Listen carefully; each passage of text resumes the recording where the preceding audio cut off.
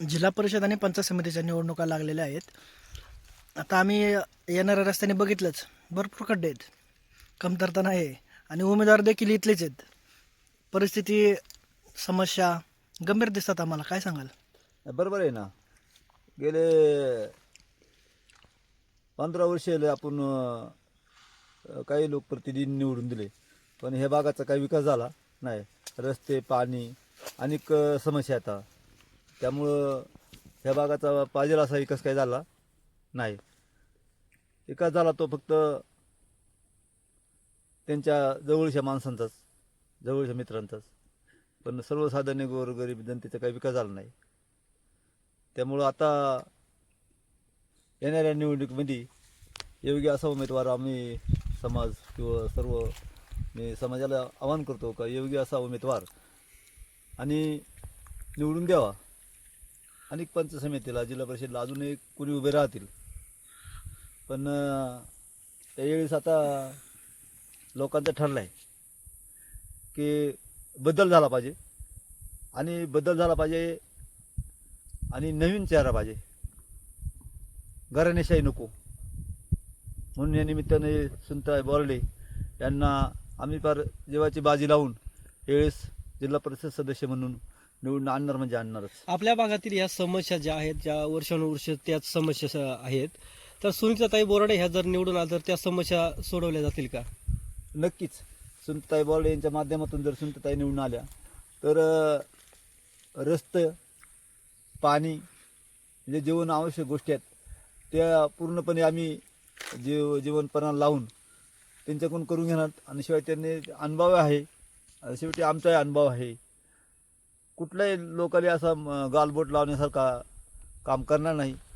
योग्य ते असं काम करून सर्व ह्या आपल्या तांबेपाडळी गणाचा सर्वांगी विकास केला जाईल. काका, तुम्ही सांगितलं ते तुमचा मुद्दा बरोबर आहे, परंतु सुनीताताई बोराडे हे ज्या गावामध्ये राहतात त्याच गावामध्ये आता आम्ही देखील जाऊन आलेलो आहोत. त्यांनी सांगितलं की पाण्याची परिस्थिती उन्हाळ्यामध्ये अतिशय बिकट असते, पाणी प्यायला भेटत नाही.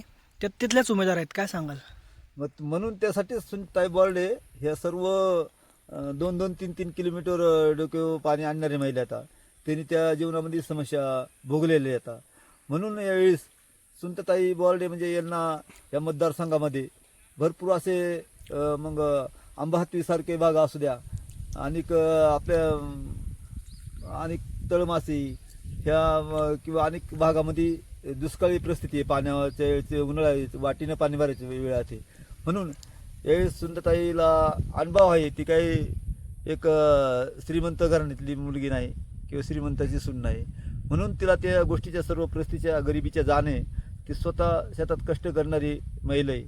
आणि तिनं एक ह्याच पाण्याच्या समस्येवर तुम्ही म्हणता ह्याच गोष्टीचा तिनं विचार करून, जरी तिचा नवरा एक सरकारी कामात जर असेल, पण तिनं तो सुख सरकारी नोकरीचा किंवा सरकारी पैशाचा सुख न धरता तिने गेली 5 वर्षे तिनं निश्चय केला का आपण जीवनामध्ये आलं तर काहीतरी केलं पाहिजे.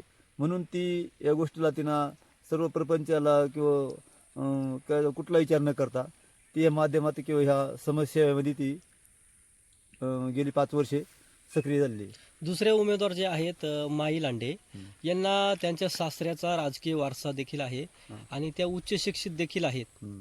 तर त्याबद्दल जनतेतून पण त्यांना थोड्याफार प्रमाणात का होईना आहे ना, काय सांगाल? आहे ना, त्यांच्या सासऱ्याचाही बी राजकीय वारसा आहे, परंतु त्यांच्या सासऱ्यालाही बी आम्हीच निवडून दिलं. ते गेली 15 वर्ष झाली आम्ही त्यांच्या मागे होतो, आम्हीच त्यांना सहकार्य केला होता. परंतु त्यांना सांगून त्यावेळेस किंवा यावेळेस लोकांनी सांगून लोकांच्या समस्या दूर झाल्या नाहीत. म्हणून यावेळेस जनतेचं ठरलं आहे आणि आमचं ठरलं आहे की बदल झाला पाहिजे. आणि सुनीताताई हे जरी माझ्या नातेवाईक असल्या तर माहीताई, पण मी वैयक्तिक कोणावर टीका करणार नाही, परंतु खरोखर लोकांची वस्तुस्थिती विकास झाला नाही. म्हणूनच यावेळेस लोकांनी ठरवलं बदल झाला पाहिजे. धन्यवाद. धन्यवाद.